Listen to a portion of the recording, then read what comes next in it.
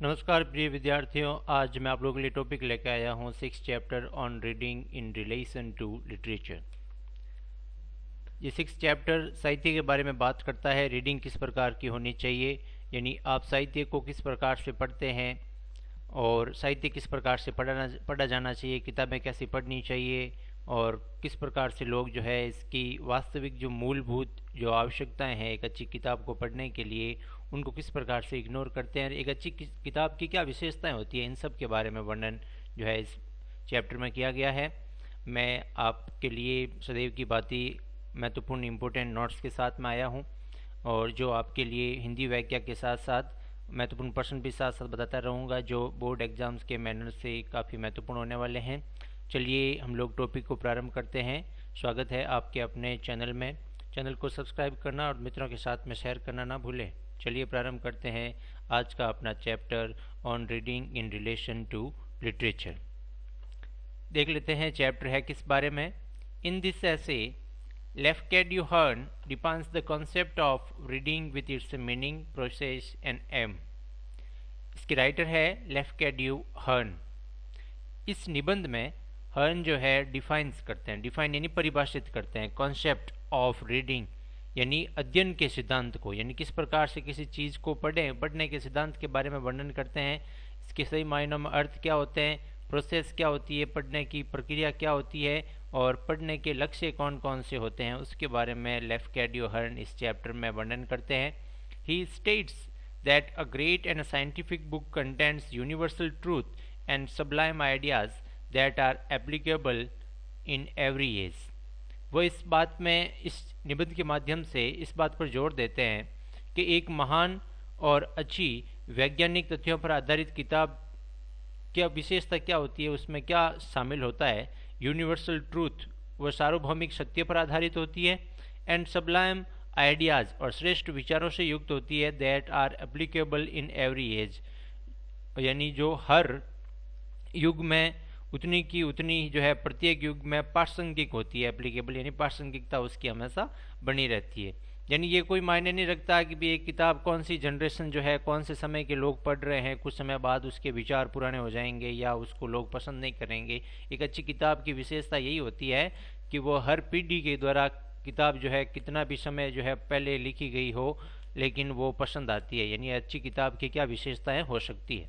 Eight every additional time, हर बार जब उस किताब को पढ़ते हैं, a great book unfolds to the reader a new meaning, यानी हर एक अच्छी जो किताब की विशेषता क्या होती है, उसको जितनी बार हम लोग पढ़ते हैं उतनी ही बार उसमें हम लोग एक कोई ना कोई अगली बार जब पढ़ेंगे तो उसमें फिर से नया अर्थ हमें मिलेगा। Interpretation that leaves a permanent impression on readers mind, और उस किताब की जो व्याख्या है, इंटरप्रिटेशन मीन्स व्याख्या, दैट लीव्स जो छोड़ती है, अ परमानेंट एक स्थायी इम्प्रेशन प्रभाव ऑन रीडर्स माइंड, पाठक के मस्तिष्क पर। जो अच्छी पुस्तक है वो हर बार पढ़ने के बाद उसके मस्तिष्क पर एक परमानेंट स्थायी जो है प्रभाव छोड़ती है।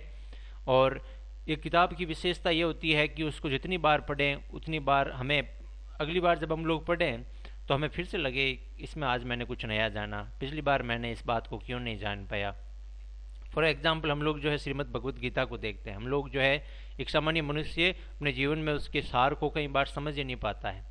हर बार जैसे जैसे हम लोग पढ़ते हैं तो उस जो है इस धार्मिक ये पवित्र पुस्तक में हमें हर बार कुछ न कुछ नया जो अर्थ है वो निश्चित रूप से मिलता है, जिसको समझ पाना इसमें इतनी गूढ़ता गहनता भरी होती है कि हर किसी के लिए जो है आसान नहीं होता है। तो एक अच्छे साहित्य की क्या विशेषताएं होती है, एक अच्छा साहित्य हमें पढ़ना चाहिए, किस प्रकार से क्या बातें ध्यान में रखनी चाहिए सामान्यतः पाठक को, इन सब विषयों पर चर्चा करेंगे Lafcadio Hearn इस चैप्टर में। तो the chapter is about the concept of reading. ये चैप्टर जो है पढ़ने के सिद्धांत पर आधारित है, पढ़ने की अवधारणा पर आधारित है कि पढ़ते समय हमें कौन कौन सी बातें ध्यान में रखनी चाहिए। So let's start without any further delay. बिना किसी देरी के हम लोग चलो इस चैप्टर को पढ़ना प्रारंभ करते हैं। In the starting of the chapter, Hearn is describing about the method of reading.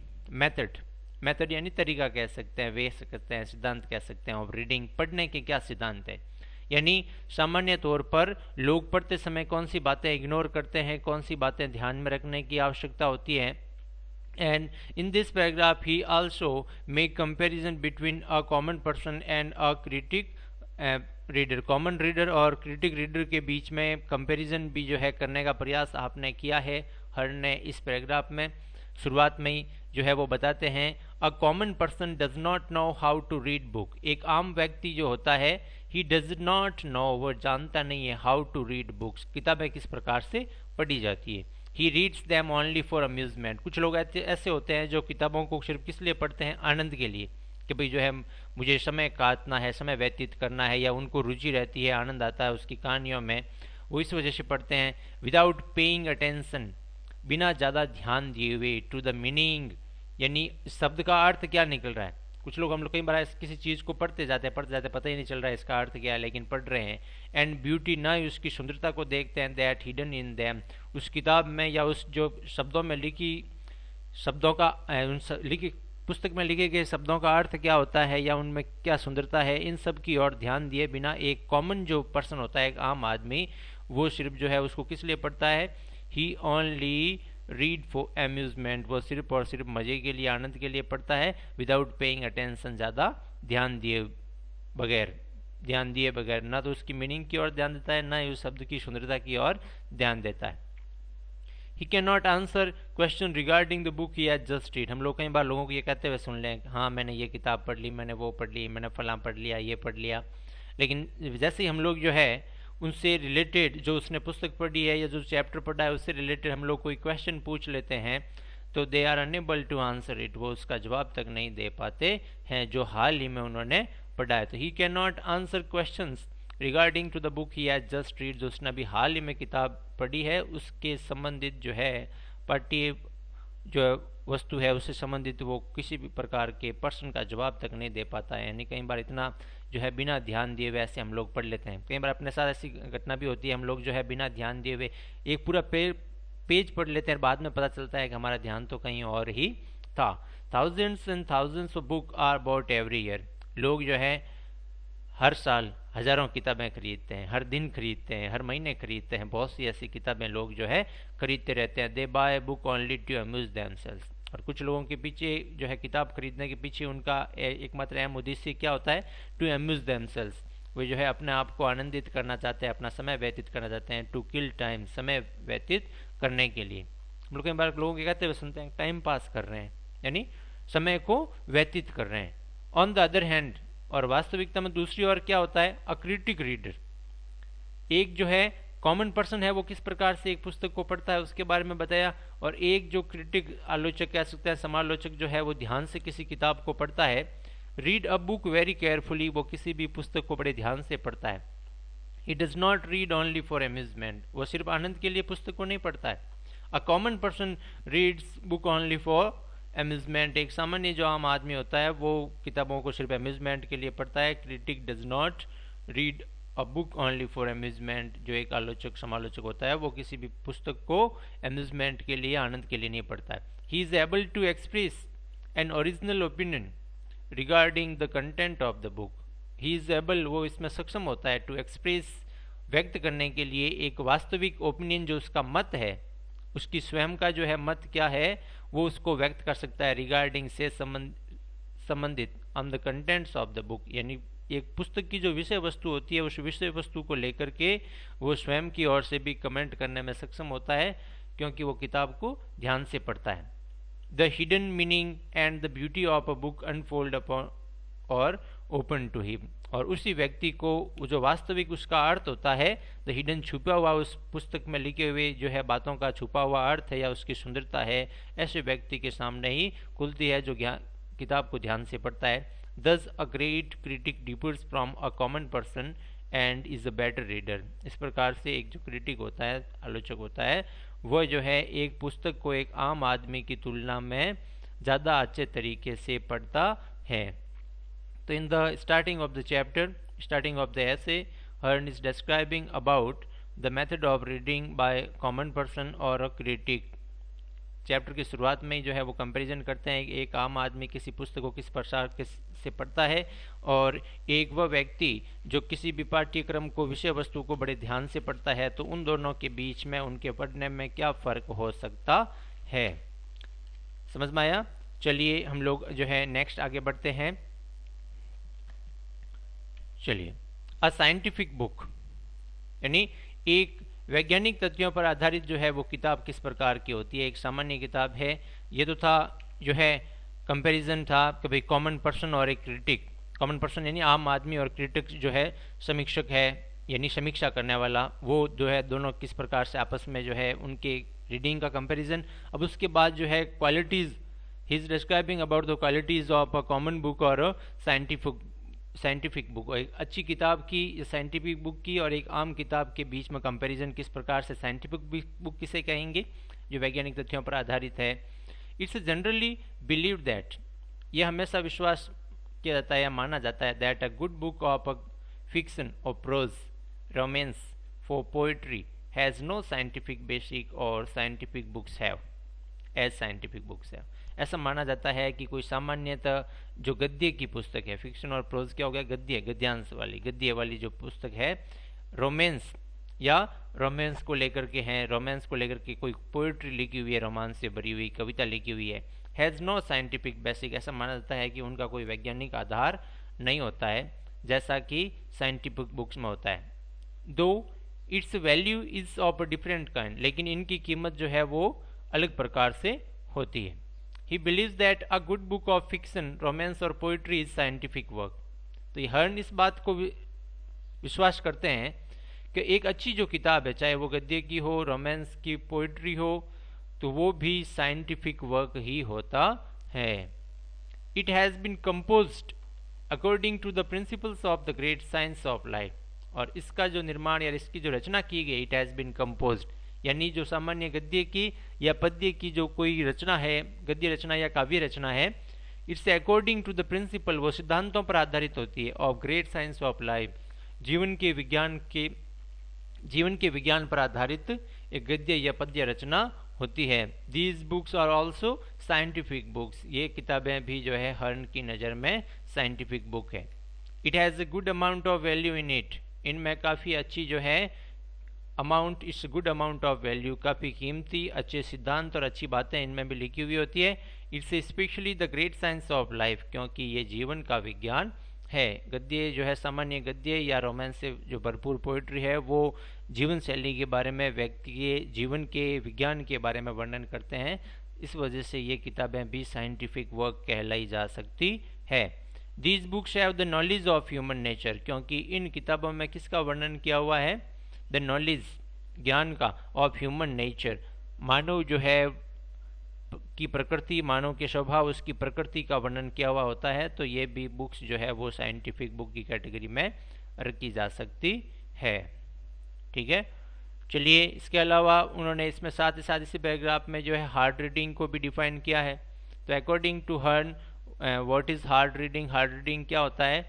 Hard reading is to read very thoroughly, किसी भी जो है हम लोग पाठ्य सामग्री को जब पढ़ रहे होते हैं तो उसको जो है बड़ी गहनता से पढ़ना, स्टडी ऑल द मीनिंग्स, उसके हर शब्दों को, प्रत्येक शब्द को समझना, bearing of the text slowly and think about it. Bearing यानी उसके जो आचरण है, जो शब्दों का व्यवहार है, यानी शब्द किस प्रकार से यहाँ प्रयुक्त लिए गए हैं, उनको स्लोली ध्यान से और सोचते हुए पढ़ना ही जो है वो हार्ड रीडिंग कहलाती है। छोटा क्वेश्चन ये ऐसा बनेगा, what is hard reading? Hard reading है क्या? तो hard reading is to read thoroughly, किसी चीज़ को बड़ी गहनता से पढ़ना, and study all the meanings and bearing of the text slowly and think about it, यानी हर जो शब्द लिखा हुआ है उस शब्द की गहनता से उसके अर्थ को समझते हुए जो है उसके आचरण, उसके व्यवहार, उस शब्द के जो है आचरण को समझते हुए पढ़ना ही हार्ड रीडिंग कहलाता है।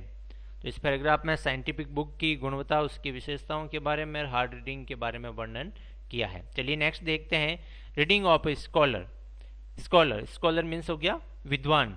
विद्वान लोग जो है वो किस प्रकार से किसी पुस्तक को पढ़ते हैं। Scholars never reads for mayor amusement. अभी हम लोगों ने देखा था अ common person reads book for mayor amusement, वो सिर्फ जो है मजे के लिए किसी पुस्तक को पढ़ते हैं। लेकिन विद्वान जो लोग होते हैं, they do not read book for mayor amusement, वो किताबों को सिर्फ आनंद के लिए नहीं पढ़ते हैं।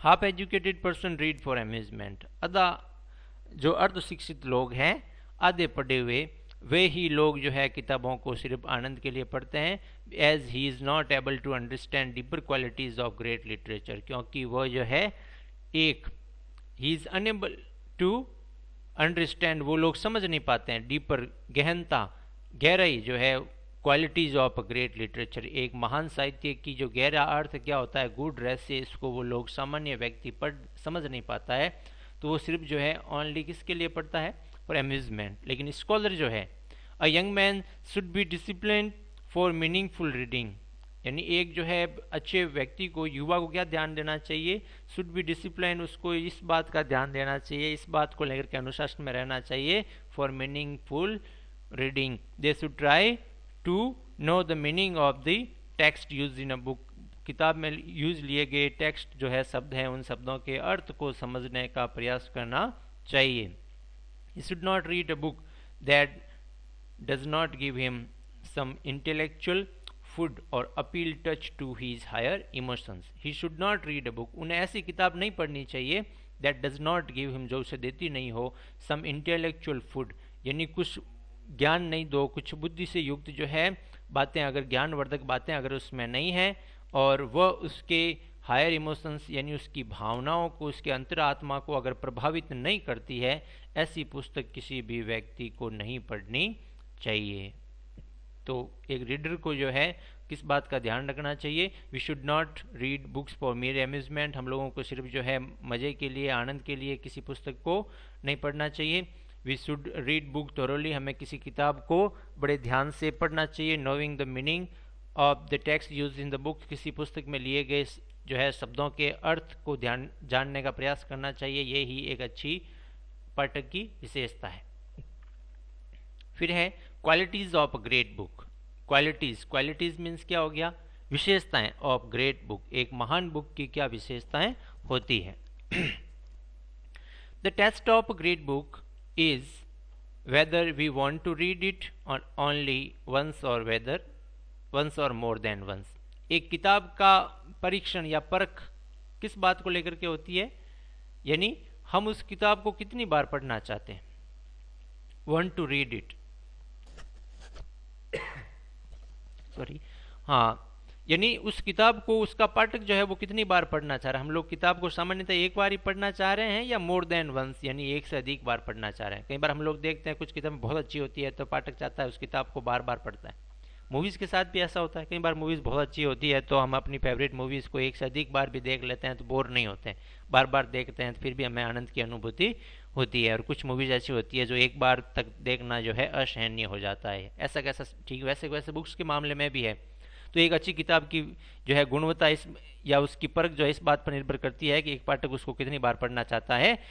Any really good book we want to read the second time even more than we wanted to read at a first time, next time that we read it if we find new meanings and new beauty in it। एक हर जो अच्छी किताब है, एक महान किताब की क्या विशेषता होती है, we want to read the second time, उसको और पढ़ना चाहते हैं, even more than we wanted to read it first time, यानी कुछ किताबें ऐसी होती है कि दूसरी बार हम लोग और ज़्यादा उत्सुक होते हैं उनको पढ़ने को लेकर के, पहले की तुलना में भी जो पहली बार जितने उत्सुक हुए थे उससे भी अधिक हम लोग उत्सुक इस बात को लेकर के होते हैं कि मुझे वो किताब पुनः पढ़नी है, वापस पढ़नी है। और अगली बार क्या होता है, next time that we read it, अगली बार हम लोग जब उस किताब को पढ़ते हैं तो वी फाइंड न्यू मीनिंग्स, तो हमें उस किताब में और नए अर्थ मिलते हैं, एंड न्यू ब्यूटी, और सुंदरता, उसके जो टेक्स्ट यूज में लिए गए हैं उसकी जो मीनिंग है उनको लेकर के हमें जो है, और सेकंड बार पढ़ते हैं तो और कुछ नया जानते हैं और उसमें सुंदरता और वो अच्छी लगने लगती है। तो यही एक महान किताब की विशेषता है। When reader want to read it more and more, उस किताब को जब अधिक से अधिक पढ़ना चाहते हैं तो वो एक महान किताब की विशेषता है। There are many features that tells the greatness of a book. There are many features, what are the features that tell about a great book, जो है किसी महान किताब के बारे में बताने वाले बहुत से ऐसे तथ्य हैं जो हमें बताते हैं कि वो किताब कितनी महान है। पहला कौन सा है, a book is great if it provide some food for the intellect of the reader and appeals to the higher emotion. अच्छी महान किताब किसे कहेंगे, ऐसी किताब दैट प्रोवाइड्स, जो उपलब्ध करवाती है, some food for the intellect of the reader, जो किसी रीडर की पढ़ने वाले के ज्ञान में वृद्धि करती हो, ऐसी किताब जो पढ़ने वाले को एक नया ज्ञान देती हो, ज्ञान में वृद्धि करती हो और उसकी भावनाओं को प्रभावित करती हो, वो किताब महान है। तो what are the features of a good book और ग्रेट बुक? एक महान किताब की विशेषता या उसके जो गुण कौन से होते हैं? तो पहला ये हो गया, it provides some food of intellectual to the reader and appeals to the higher emotion. Another quality, और क्या विशेषता है, is that a people want to read it again and again. दूसरी इसकी विशेषता ये होती है, people want to read it again and again, लोग उसको बार बार पढ़ना चाहते हैं। तो इन एवरी एडिशनल रीडिंग, और हर बार जब वो उसको और पढ़ते हैं, तो it develops the reader's interest in it by unfolding new meanings and beauties in it. और हर बार जब पढ़ते हैं तो हर बार जो है रीडर्स का इंटरेस्ट उसमें बढ़ता रहता है, पाठक का जो रुचि है उसमें बढ़ती रहती है, उसको नए जो है शब्द मिलते हैं, नई सुंदरता उसको उसमें नजर आती है। Then a book is great if it stands the test of times and the judgement of generation. और विशेषता क्या है अच्छी महान किताब की? ये किताब जो है उन सभी परखों में, उन सभी परीक्षणों में, उन परीक्षाओं में पास होती है जो समय के साथ लोगों के जो है जजमेंट, यानी लोग जो क्या निर्णय करते हैं, अलग अलग जनरेशन जो है, अलग अलग पीढ़ियां हैं, अपने अपने जो है व्यूज अपने अपने हिसाब से उस किताब को देख कर उस परीक्षण में भी, उस परख में भी अगर कोई पास हो जाए तो वो किताब महान है। It is admired and praised by all the ages और टाइम्स। और एक महान किताब की सदियों तक प्रशंसा होती रहती है, यानी एक महान किताब, अच्छी किताब लिखी गई है तो उससे कोई फर्क नहीं पड़ रहा है कि वो कौन सी सदी में पढ़ी जा रही है, वो 7वीं सदी में पढ़ी जा रही है कि 21वीं सदी में पढ़ी जा रही है। जो महान किताब है आज जितनी वो प्रभावी है, पाठकों के बीच जितनी लोकप्रिय है, वो आज से जो है 1 सदी बाद 22वीं सदी में, 35वीं सदी में वो उतनी ही रुचिकर और उतनी ही महान रहेगी जितनी आज के समय में है। It never becomes old and it's immortal. ये किताब कभी भी पुरानी नहीं होती है, ये हमेशा जो है अनश्वर बनी रहती है, यानी उसके अंदर की इंटेलेक्चुअल जो है, उसकी जो बुद्धिमत्ता युक्त जो बातें हैं, अच्छा जो उसका साहित्य यूज में लिया गया है, वो कभी भी नहीं मरता, वो अमर रहता है। तो इन दिस पैराग्राफ हर्न is describing about the qualities of a great book. एक महान किताब की विशेषताओं के बारे में वर्णन करते हैं और एक बार शॉर्ट में वापस देख लेते हैं। Great book is that which reader want to read it again and again. एक महान किताब वही है जिसको रीडर बार बार पढ़ना चाहता है। A great book is which that provide some food for the intellect and appeals to the higher emotions of the reader. एक महान किताब वही है जो किसी व्यक्ति को जो है ज्ञानवर्धक जानकारी और उसकी भावनाओं को प्रभावित करे, और साथ ही साथ एक अच्छी पुस्तक वही है विच reader want to read it again and again, उसको बार बार पढ़ना चाहता है, and it develop the interest of the reader again and again, और उस जो है रीडर के रुचि को और वो अधिक बढ़ाती है। और साथ ही साथ जो है it stands the test of times and judgment of generation, और वो पीढ़ी के साथ में जो है समय के साथ साथ जो है लोगों के अपेक्षाओं पर खरा उतरती है, वही किताब महान होती है। क्वेश्चन बड़ा छोटा किसी प्रकार का बन जाए तो आप बड़ी आसानी से इसका जवाब दे सकते हैं, उम्मीद है। चलिए आगे बढ़ते हैं। बुक्स टू बी रीड, हमें कौन सी जो है किताबें पढ़नी चाहिए? Which book should be read, हमें कौन सी किताबें पढ़नी चाहिए, किस प्रकार के साहित्य की पढ़ने की हम लोगों को आवश्यकता है? Author Hearn believes that in the choice of our reading, उनका ऐसा विश्वास है हर्न का कि हम लोग किस प्रकार की किताबों को पढ़ना पसंद करते हैं। We should be guided by the fact, तब हमें जो है इस तथ्य से जो है हम लोगों को गाइड करने की आवश्यकता है that we read only the books that we want to read more than once, हमें वही साहित्य वही किताबें पढ़नी चाहिए which want to read more than once, ऐसे साहित्य किताब को पढ़ना चाहिए जिसको जो है पढ़ने के बाद हमारा मन उससे पुनः पढ़ने को हो, यानी एक से अधिक बार पढ़ने की इच्छा हो। Such books provide food for our intellect and appeal to our high emotions, इस प्रकार की किताबें जो होती है हमारी ज्ञान में वृद्धि करती है and appeal to our higher emotion, और हमारी भावनाओं को भी प्रभावित करती है। We should pay attention to the general characters of the value that lies और hidden within all great books. We should pay attention, हमें इस बात की ओर ध्यान देना चाहिए, यानी जनरल जो कैरेक्टर है एक सामान्य किताब की जो विशेषता है ऑफ द वैल्यू, उसमें इस बात की कीमत होती है जो उस महान किताब में छुपी हुई रहती है। We should read such books that never become old and are immortal work of literature. हमें ऐसी किताबें पढ़नी चाहिए जो कभी भी पुरानी नहीं होती है और एक उस साहित्य की महान रचना बन करके रह जाती है। They are admired in all the ages. ऐसी किताबें दे आर ऑलवेज एडमायर्ड, उनकी हमेशा प्रशंसा होती है हर पीढ़ी के द्वारा, सभी सदियों में कितना भी समय व्यतीत हो जाए, लेकिन वो किताब कभी पुरानी नहीं होती है। सब जो है उसको पढ़ने वाला पाठक हमेशा उसकी प्रशंसा करता है। Great books grow in direct proportion to our age and experience of life. एक महान किताब किस प्रकार से और वृद्धि करती है? अनुपात में वृद्धि करती है। Direct proportion to our age, हम लोग जैसे जैसे बड़े होते जाते हैं, हमारी उम्र के साथ साथ जो है वो किताब भी जो है जिस प्रकार से हम ग्रोथ करते हैं, वृद्धि करते हैं, उस किताब की भी वृद्धि होती है। एंड एक्सपीरियंस ऑफ लाइफ, जीवन के अनुभवों के साथ में, उम्र के साथ साथ जीवन के अनुभवों के साथ उस किताब की गुणवत्ता में वृद्धि होती जाती है। It means the good book. इसका अर्थ क्या है? एक उदाहरण दिया है कि जिस प्रकार से एक अच्छी किताब दैट डिलाइटेड अस एट 18, एक अच्छी किताब जिसको हमने पहली बार पढ़ा 18 वर्ष की उम्र में, इस किताब ने हमें बड़ा आनंदित किया।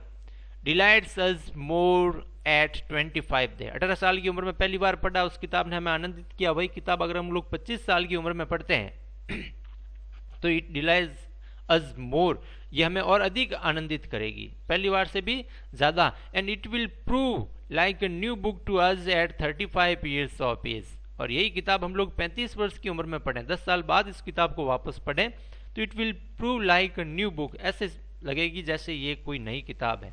यानी नया ही अर्थ हमें जो है उसमें मीनिंग मिलेगा। जिस प्रकार से जैसे जैसे हमारा विकास होगा, हमारे विकास के साथ साथ जो है एक्सपेक्टेशन जो है, अपेक्षाएं हैं बुद्धि की, वो भी उस जो है विकसित होगी और उस किताब में उस प्रकार की सामग्री भी हमें मिलेगी।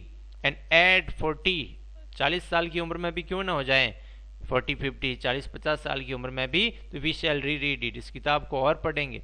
वंडरिंग, हमें आश्चर्य होगा, why we never saw how beautiful it was before, तब हमें बड़ा आश्चर्य होगा कि ये जो आज मैं समझ रहा हूँ इस किताब की गहनता को, इसकी गूढ़ता को, इसकी सुंदरता को, जो आज मुझे नजर आ रही है, वो इससे पहले क्यों नहीं आई, 18 वर्ष की उम्र में क्यों नहीं आई, 25 वर्ष की उम्र में क्यों नहीं आई।